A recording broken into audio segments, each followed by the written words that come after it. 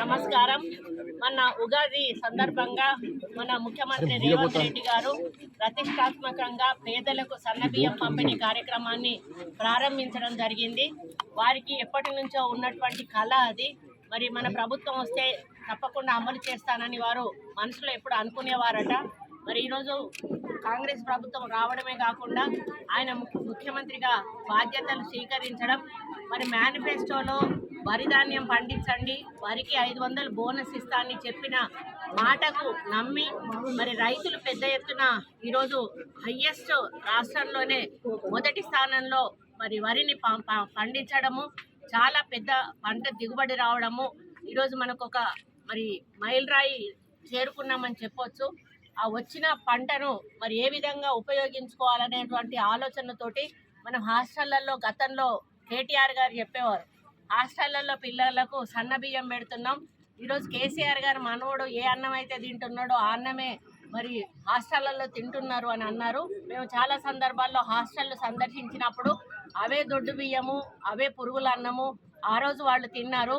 మరి అప్పుడు మిల్లర్లు ప్లస్ ప్రభుత్వము కుమ్ముక్కై ఈ దొడ్డు బియ్యాన్నే మిల్లర్లకు పంపించి పాలిషింగ్ చేపించి వాటిని సన్న బియ్యం అనే పేరుట హాస్టళ్లకు పంపించేవాళ్ళు.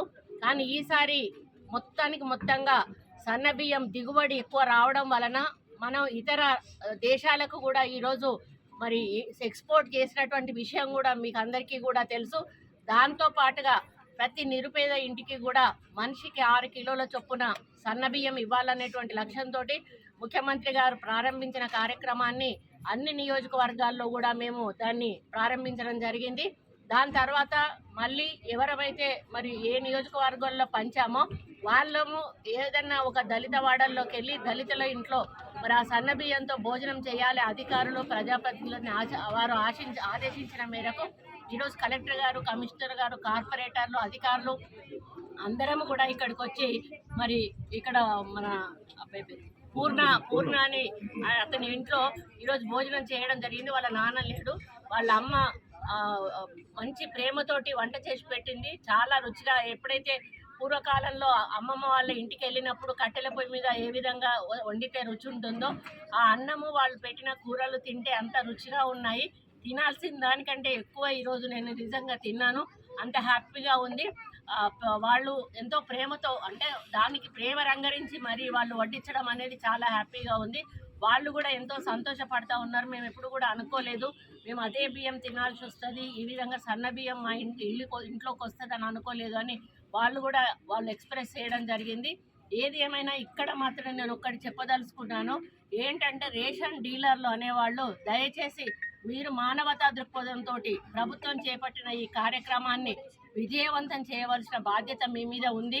మీ లాభాల కోసమో లేకపోతే ఇతరులు ఎవరన్నా ప్రోత్సహిస్తేనో దీన్ని మరి డైవర్ట్ చేసి దాంట్లో వేరే బియ్యం కలపడం, అటువంటి కల్తీ ఏమన్నా చేసినట్టయితే ప్రభుత్వం క్షమించేది లేదు. తప్పకుండా కలెక్టర్లు, రెవెన్యూ అధికారులు వాళ్ళు ఎప్పుడు కూడా ర్యాండమ్ చెకప్కి వస్తూనే ఉంటారు.